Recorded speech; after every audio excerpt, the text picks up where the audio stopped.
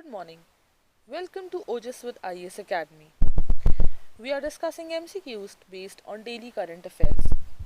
These are the 10 topics which we will cover for today.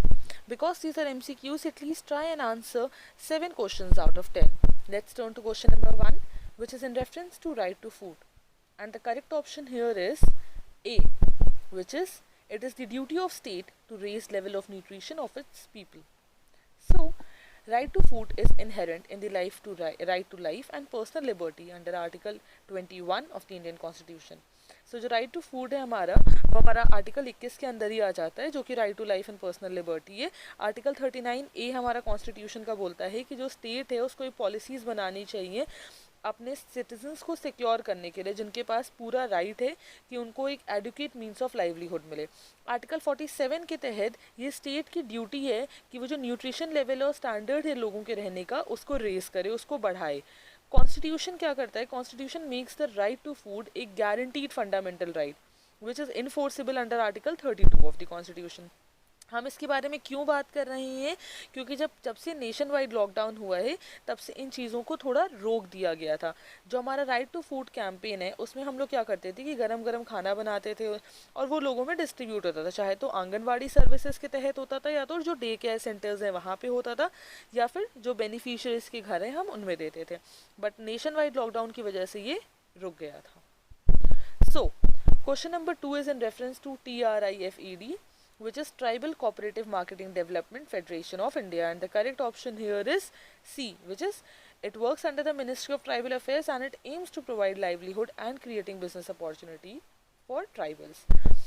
So this corporation is a national level apex organization and it was established in 1987. ये Ministry of Tribal Affairs के तहत under काम करती है.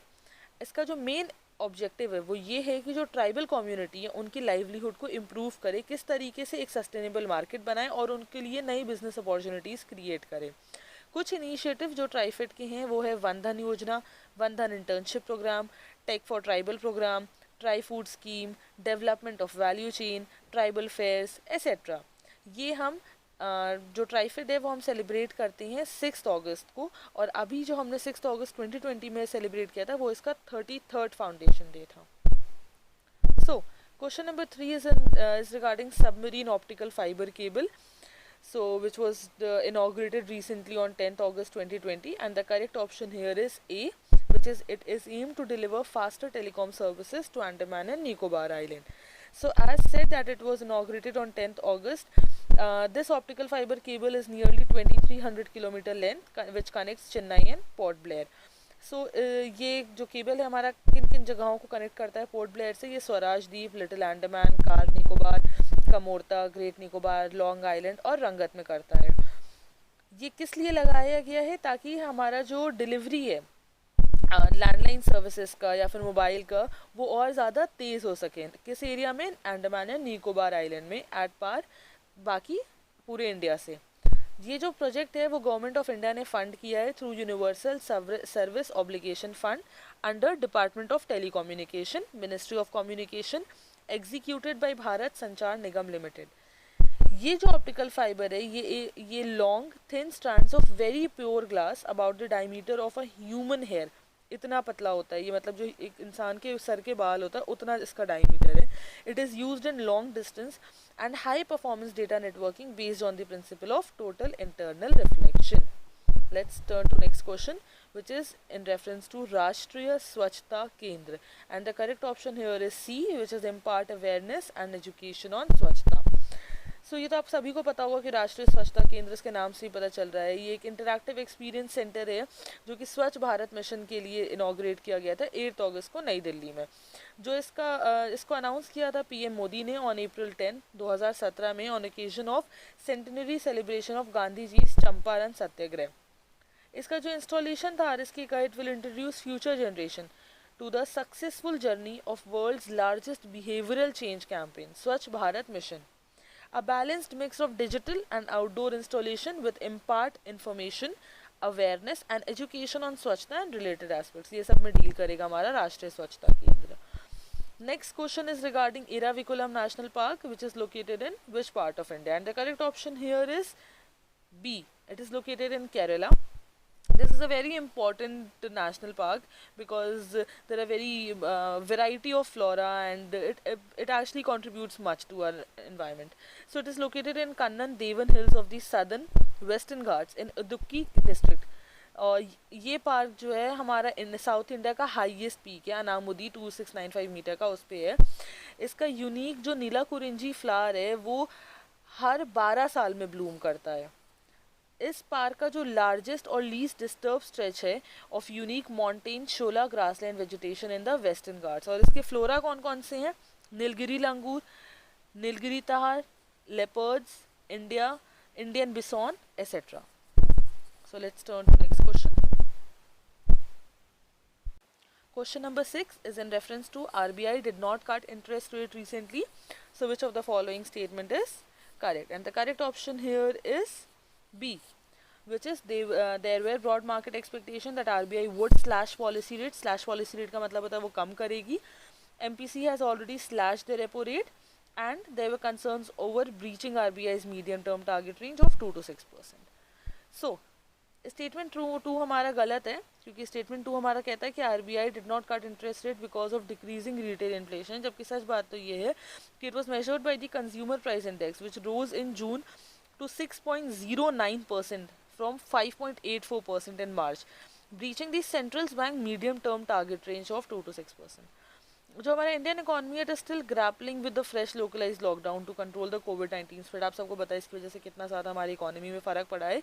And the continuing concerns over demand, especially in sectors such as residential, real estate and consumer durables.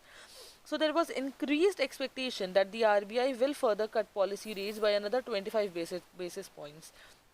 एक basis point जो होता है हमारा वो 100th of a percentage point होता है to stock growth.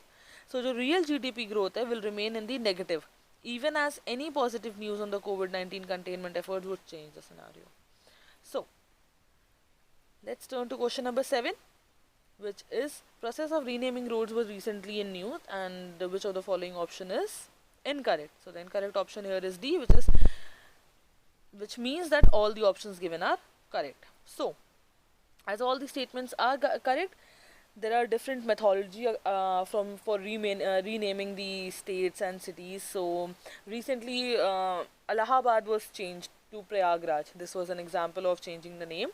So there are different schools of different thoughts. Historians believe that that this exercise deprives people of sense of history. So जो historians है वो कहते हैं कि भाई आप अगर आप नाम change कर रहे हैं किसी city का किसी state का, तो जो लोगों की sense of history है वो कम हो जाएगी. उनको नहीं पता रहेगा. अगर आपने किसी जगह का नाम बदल दिया है तो उनको नहीं पता रहेगा, वो हिस्ट्री जो है उनकी बिगड़ जाएगी.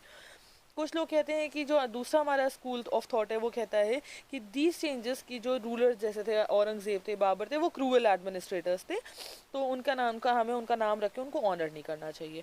कुछ लोग बोलते हैं कि ये जो एक्सरसाइज है ये बिल्कुल अननेसेसरी है, ये जो हमारा रिसोर्सेज है हम उसको डाइवर्ट करें, हम अपनी एनर्जी वेस्ट कर रहे हैं और सिर्फ एक कन्फ्यूजन क्रिएट कर रहे हैं. कुछ लोग ये कहते हैं कि जो मेन एक्सपेंस है इसका मतलब related to repainting street signs and making the name of civic corporation, काफ़ी सारे खर्चे उड़ जाते हैं जब हम किसी एक जगह का नाम बदलते हैं. तो जैसे कई सारे साइन बोर्ड्स होते हैं, हमें उन्हें बदलना पड़ता है. ऐसे बहुत सारी चीज़ें होती हैं, हमें सारी चीज़ों को नया करना पड़ता है. सो ये अलग अलग लोगों की अलग अलग सोच है कि हमें, और ये हम बेसिकली कब देखते हैं कि हम लोग नाम चेंज करने का प्रोसेस कब ज़्यादा करते हैं, जब इलेक्शन सीजन रहता है. तो such demand can increase during the election season. जो रिक्वेस्ट होता है नाम चेंज करने का of roads, this comes to the agencies that have jurisdiction over the space and not all request are clear through. ठीक है. Now let's turn to question number 8, which is in reference to IATA. So International Air Transport Association, which of the correct option is which of the option is correct? And the correct option here is A, which is it is a trade association of the world's airlines.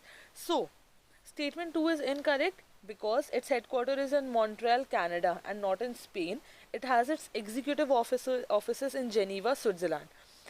This IATA is a private organization. जिसका main काम क्या है, ये इसका जो main काम है वो ये है कि जो एयरलाइंस हैं उनको शेड्यूल करता है वर्ल्ड के, मतलब पूरे वर्ल्ड में, और इसका मेन काम है कि वो सेफ, सिक्योर, रिलायबल और इकोनॉमिकल एयर सर्विसेज प्रोवाइड करे। इसका मतलब क्या हुआ, it offers consulting services to the airline industry. जितनी भी हमारी एयरलाइन इंडस्ट्री है उनको कंसल्टिंग सर्विसेज देता है ये हमारा 1945 में फॉर्म हुआ था हवाना में, क्यूबा, और ये इंटरनेशनल एयर ट्रैफिक एसोसिएशन का रिप्लेसमेंट है जो कि 1919 में बना था हेग में। जो 3 मेन प्रायोरिटीज़ हैं IATA की वो safety, security and simplifying the business है। Let's turn to next question, which is Garland Highway connects which of the following cities of Afghanistan? And the correct option here is D, which means Garland Highway connects Herat, Kabul, Mazar-e-Sharif, all of the above. Okay. So, Zanaj Dela Ram Road, constructed by India in 2009, can give access to Afghanistan's Garland Highway, setting up road access to 4 major cities in Afghanistan: Herat, Kandahar, Kabul, and Mazar-e-Sharif. Okay, this is the Garland Road which you can see. These are the names which was mentioned in the option: Mazar-e-Sharif, Kabul, Kandahar. Okay, let's turn to our last question, which is Junagadh is located in which of the following in this state? And the correct option here is A, which is it is located in Gujarat. So, Junagadh, which was a princely state in Gujarat ruled by the Muslim Babi dynasty in British India until its integration with the Union of India in 1948. This is the map of Gujarat, and with the red it is marked Junagadh. Above it is Gulf of Kutch and below is Gulf of Khambhat, and the nearest sea is Arabian Sea. That's it for today, guys. Thank you so much for joining.